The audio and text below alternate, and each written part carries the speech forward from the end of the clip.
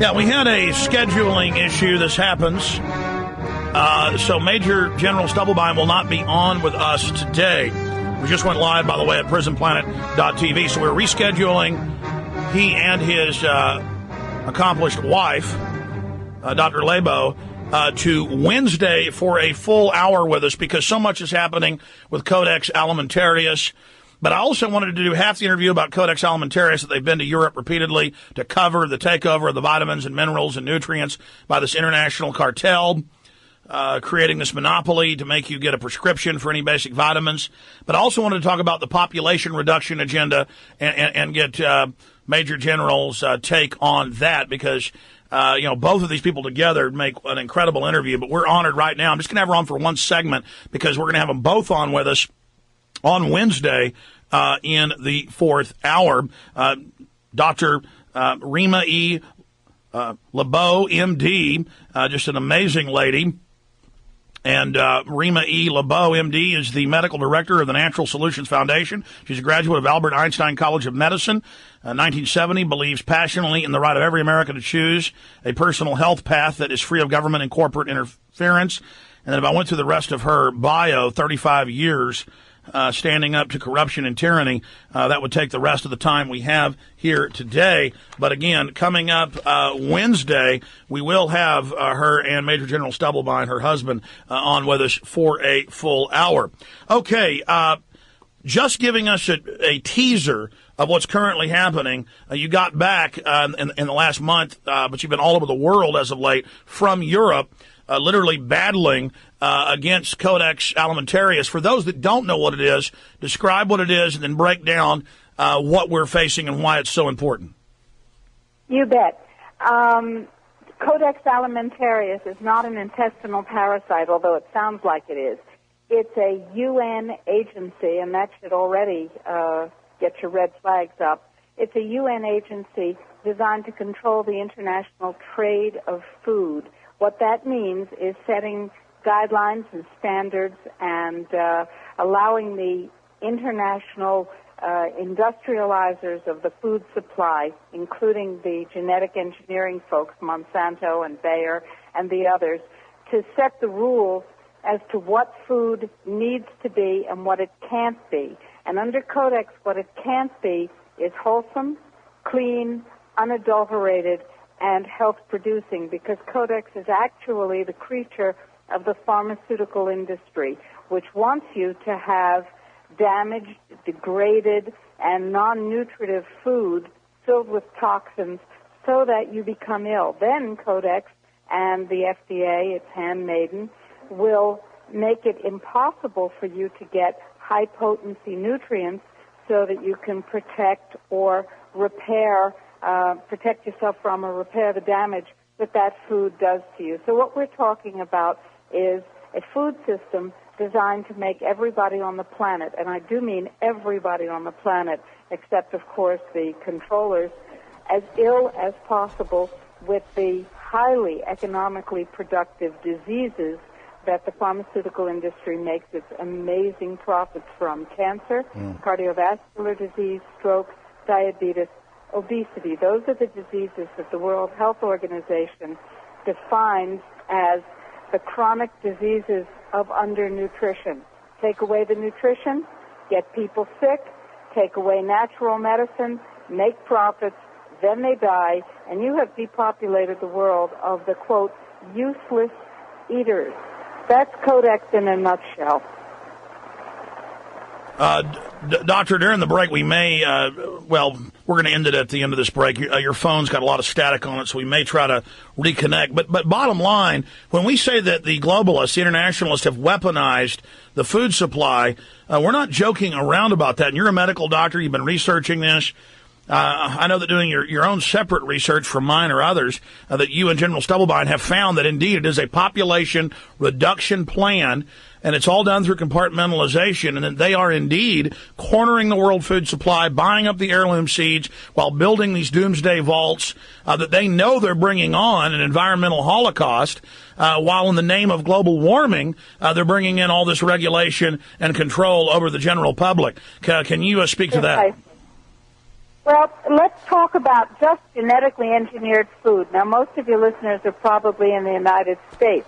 Right now, by the way, that's not static, that's torrential rain because I'm in Panama setting up a food system education program to teach farmers and non-farmers how to grow clean, non-genetically modified, wholesome food in as little as a 4-foot square area if you're not a farmer, or on your farm if you are. That's why you hear that tremendous rain. Food, let's take genetically modified food. 80 to 85% of everything that Americans typically eat contains genetically modified food components. The government of Austria last week reduced a study showing that genetically modified corn, the basis of most of our prepared foods, causes sterility in laboratory rats.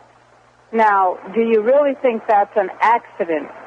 Do you really think that controlling the world's food supply, as Monsanto says that it will do by 2010, and introducing ubiquitous foods that cause sterility, cancer, remember that's profitable, and autoimmune disease, again profitable, infertility and death, do you really think that's an accident?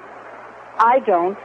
Do you really think the fact that the United States FDA refuses to allow scientific studies and automatically approves any any patented genetically modified food to enter the food chain is an accident? Do you really think it's an accident that out of over 200 different types of plastics, 55, 60 years ago, they chose the only plastic that leaches estrogen-mimicking hormones that also is linked to sterility and lowered sperm counts, and everywhere in the world where it's used, not only are the mammals becoming sterile, but where that water, excreted through sewer systems, is getting into the water, most of the frogs and alligators are being born hermaphrodites. So again, everything they do targeting reproduction because they're eugenicists. That is correct. They are eugenicists. They are not food agricultural industrialists. They are not medical health or illness care system industrialists. They are eugenicists. 5 years ago, that would get you branded as a lunatic. Today, more and more people are realizing that they are being targeted for eugenics, slow eugenics or fast eugenics. The World Health Organization in 1985 announced in writing, and I have a copy of this document, that the purpose of the supposed smallpox eradication program that they were carrying out at that point was to induce sterility without notification in a vast number of African women to, quote, and this is the part that is in black and white, quote, eliminate 150 million excess sub-Saharan Africans.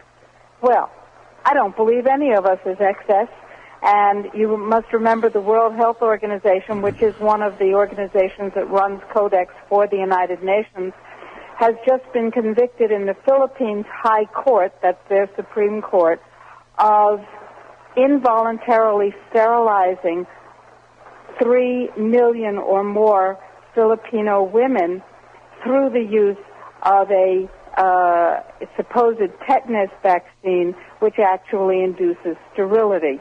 What we're talking about is a multi-pronged, evil approach to getting rid of us so that they, whoever they are, and I know that you've talked a lot about who they are, Alex, so that they can control the non-renewable resources of the planet. And I have this, in fact, from the very mouth of a patient whom I treated, because as a physician I've treated some interesting people. This woman is a head of state who told me that she'd been raised to believe that it was the way of the world to eliminate the useless eaters because they were consuming their non-renewable natural resources, their resources, meaning the resources of the master class. And I said to her, did it ever occur to you that perhaps those non-renewable resources actually belong to the people who live on the land above them. And she looked at me and said, well, no, it never did. That's what we're dealing with, Alex. Well, General Stubblebine and I would love to talk to you at length about how this all fits together with the coming famine of 2009, the need to grow your own food in your apartment, on your backyard, or in community gardens, to purchase clean, wholesome, organic food, and to push back against the genocidalists before it's too late. Well, Dr. Laibow, we're about to break. You've got your book there. You're set Wednesday, coming up in about 48 hours to be on with us for an hour. Do you have your book? Is there a better time this week where perhaps I could have you guys on for an hour and a half so we could really flesh all this out? I would be happy to rearrange my schedule on Wednesday to make sure that we have that hour and a half.